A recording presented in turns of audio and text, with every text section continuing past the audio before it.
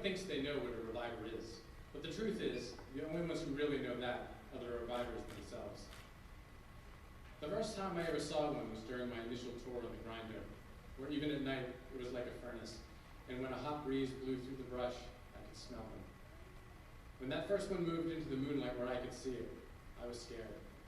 I had never been as scared about anything else before. People argue about what goes on in their heads, but I couldn't tell what it was thinking, or whether it was thinking at all. All I can really say is that no one who has seen a reviver face to face would ever choose to become one.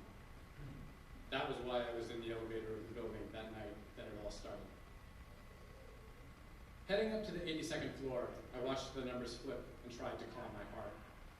Assistant Director Noakes had put me on the case because of my prior experience with the revivers, but I would have volunteered. Those things belong in the ground, but short of that, they belong on the other side of the world and not on mine. The car ground to a stop, and the doors opened into a barely lit corridor. I stepped out into the shadows and moved toward the door at the far end. Everything I saw was recorded and then transmitted to the men below through the implant wired near the base of my skull. They monitored the visual feed and even my vital signs as they waited for my signal. I opened the secure communication circuit and sent them confirmation. I'm inside. Roger that. The words floated in front of me, then faded as I moved down the hall. Like a lot of properties in the area, most of the offices were empty. There were a few businesses scraping by, but past the 60th floor, the place was vacant, except for one. The office I was visiting supposedly bought and sold small-scale third-party processing components, which was a nice touch, I thought. I had no doubt that the front made a little extra money on the side. I made my way past the locked rooms and dark offices until I came to the one I was looking for. The door was closed and unmarked with a black buzzer next to it. I pushed the button and waited. They'd be watching me. I couldn't see it, but somewhere a camera was checking me out to make sure I was who they were expecting. A few seconds later, there was a heavy snap from inside the door. I opened it and went inside. It was the first time I'd actually seen the place, and it was pretty much what I expected. The lobby was stripped bare, with nothing on the walls and no place to sit. What would have been the reception area was set up with a terminal and was being used as a workspace with wires trailing across the dusty floor. Ty and two of his men were waiting for me there. Right on time, Ty said. I'm glad you decided to show. Ty was a dark-skinned Asian with long hair and a long face.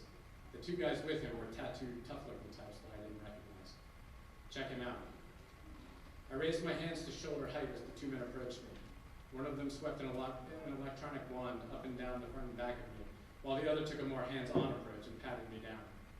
The one with the wand nodded at Ty and he dismissed them. You ready? Ty said. Yeah. They're back here, he said, gesturing to a door behind him. You were looking then for a 10? 10 if I can use them, I said. More if they work out. Ty nodded. You can see them and decide for yourself, he said. I've got one set up if you want to sample it. Last door on the left. Thanks. No rough stuff. How long do I have, I asked. I'll give you 5 minutes to do whatever you're going to do, he said. After that, I'll show you the others, and we can talk about the price. Assuming they're acceptable. They will be. I headed through the door, and it closed behind me. The hallway beyond was quiet except for the hum of multiple terminals and a heating unit, with stacks of cardboard and some wooden pallets leaning against the walls. Just above the white noise, I could make out the sound of movement. I blinked, activating the heads-up display that shone back into my retinas. The connection with the men waiting downstairs was open, and everything was being recorded. Using a backscatter filter, I could see the tiny hidden cameras standing out in sharp relief just behind the drywall, watching me as I made my way down.